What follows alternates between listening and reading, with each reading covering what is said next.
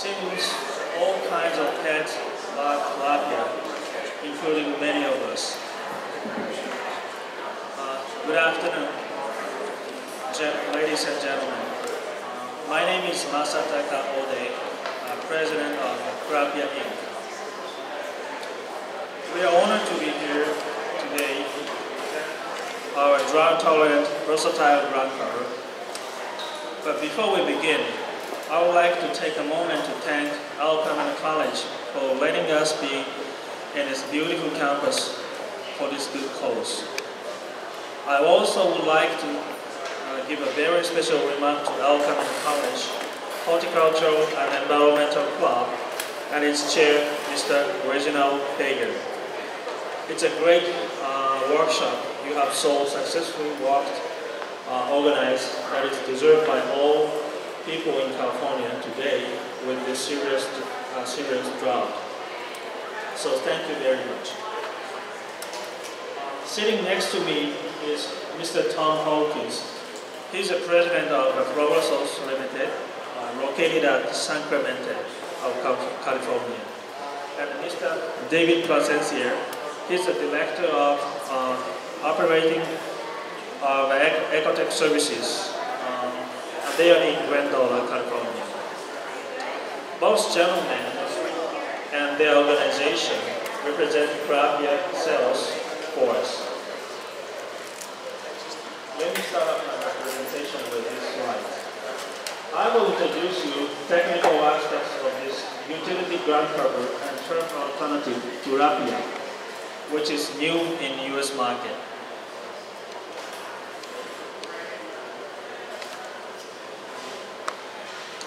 It's a newly developed versatile perennial turf alternative, and it's bred to be sterile, no seed production, and it's very drought tolerant. It is evergreen in Southern and Central California. We've been selling this in Japan more than 8 years and over 400 accumulated acres. And it is patented in USA and tested across the Southwest.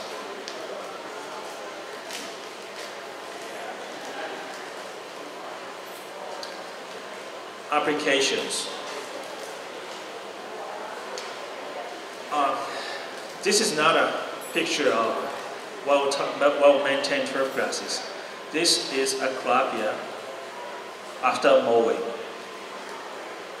Kurapia is broadleaf plant. It's not like last time. You can walk on it, very low water required, and low maintenance as well. It matches best for utility use as well as for homeowners as perfect turf alternative. These are the example of Kurapia use in roadside. For roadside, people who want to reduce maintenance costs, such as periodical mowing and expensive water bill, Kurapia matches the best for the needs. Those are the cases for public utility areas. Left-hand side top is a Kurapia for drinking. This is for drinking water treatment plant. And the bottom for the left is for solar panel plant. And this is for the green parking. And this for the watershed use.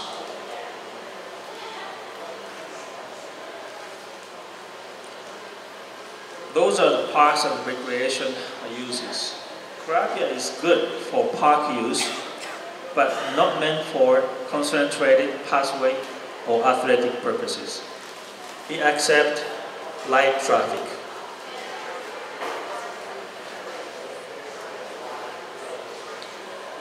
For commercial and residential, over 90% of the homeowners are satisfied with Kurapia because Kurapia doesn't need weekly mowing work.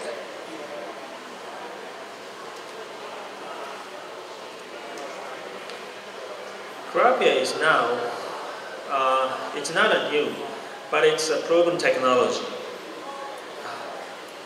However, it is new in USA, so we carried out many tests with these academic partners. We did a drought research with UC Riverside and UC Davis. Non-invasive research is done by UC Davis. Erosion and drought research is done by DRI of Nevada State.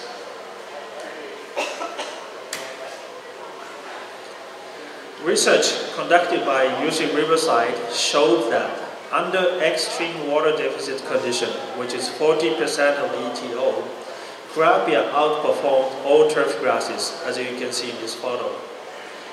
DLI also revealed that Kurapia irrigation needs were just 50 to 60% of Bermuda grass.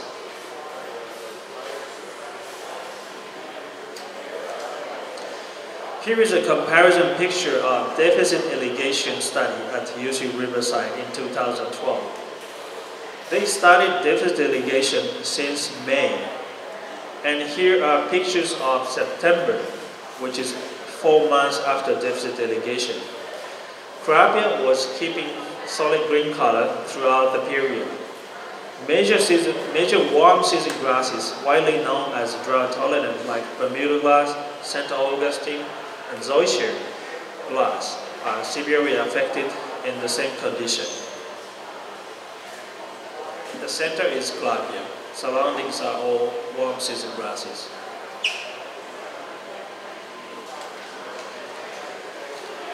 Another extreme deficit irrigation test is going on at the UC Davis by using drip irrigation. Irrigation condition is 20% of ETO, which is very low. Key to success is slow and deep drip irrigation. Kurapia survived and maintained solid green color without irrigation 58 days in summer this year. This is a picture taken after 58 days of no irrigation in summer.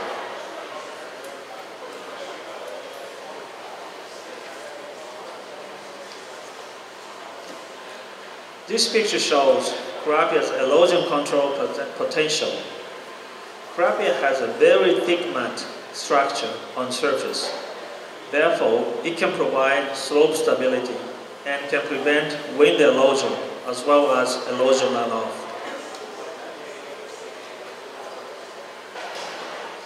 Here is an erosion control test conducted by Ryukyu University in Japan. Comparison is made between background and Kurapia. And you can see after the rain, and on the background you see a lot of water with mud, but you don't see any water in Kurapia case.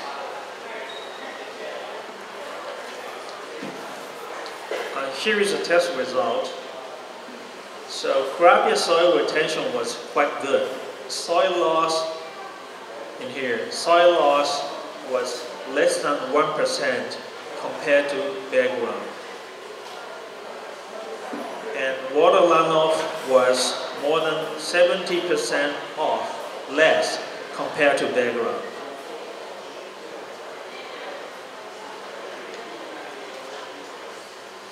Salinity test was conducted by UC Riverside this year. Kurapia was quick to establish when irrigated with EC2 and 3, and was also the best performer with irrigation water with EC7, which is very high salinity. Kurapia grows well in soil conditions with varying level of pH, from acidic to alkaline, such as saline and sodic soils. Although its growth will be reduced, Kurapia can also grow in volcanic ash and also soil containing caustic lime.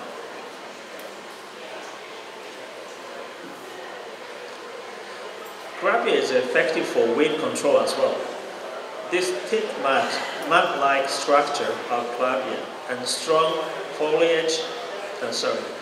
foliar coverage prevents weed seed germination. Weed control costs will be reduced.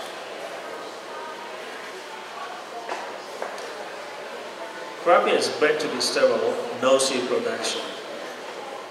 This left picture is a native Lipia available in California too, and the right picture is Kurapia. The native Lipia produces 100 over seeds per flower. This is why it is considered invasive. But Kurapia doesn't produce any seeds. So Kurapia was evaluated by a research team at UC Davis and was determined to be non-invasive.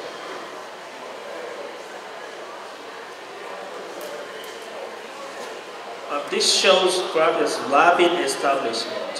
From here to here, it only takes 2 months. We install Kurapia by plugs with 18 inches center-to-center spacing. The picture on the bottom is application for slope erosion control. The quick coverage is required in this area, and you can see how effectively Kurapia holds soils. This is 75-degree slope.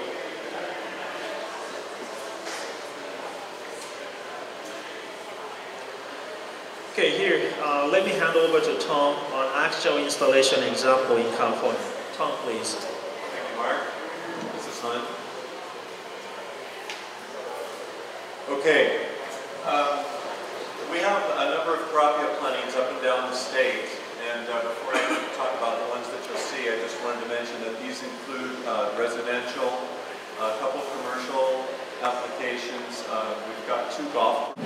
Okay, the question was, if you don't mow it, how tall will it get? And Kurapia will remain 1 to 2 inches tall. So if you do mow it, it actually will bulk up a little bit, and it will be more in that 2-inch range. So it just makes a little bit thicker mat.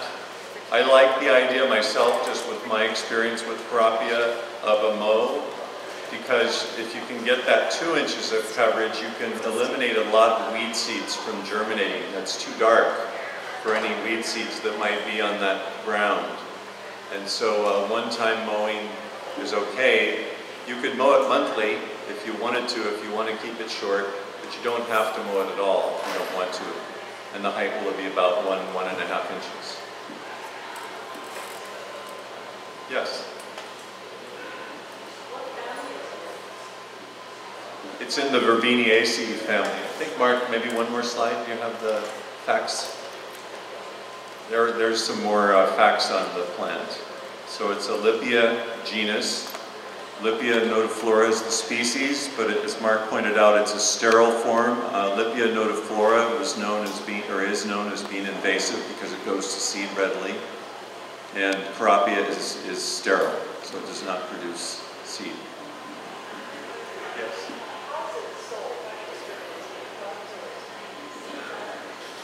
Yeah, it's vegetatively propagated since it doesn't produce seed. It's produced by cuttings and grown as plugs. There's some examples of the plugs outside, I think, if they're still there. And plugs are planted on a grid pattern on an 18-inch on center spacing. And then they fill in from there.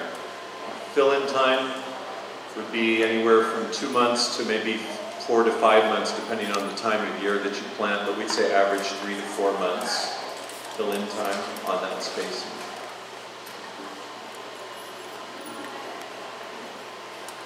No insect issues. I'm going to let Mark take that. He has more experience with that. There's no specific insects that prefers Kurapia. It's standard. It's a normal plant. Yeah. Especially they attract bees because it has a long flower season from May to September. So it attracts any bees, butterflies, those things, but nothing harmful. Yes. So if bees are attracted to it, it doesn't get seeds. The flowers have like pollen and stuff. Bees are they going to be hungry? So it produces pollen. Yeah, pollen. Yeah. But pollen are also slightly slow pollen. Yes. So a plant can have pollen and still be sterile. Yes, nectar.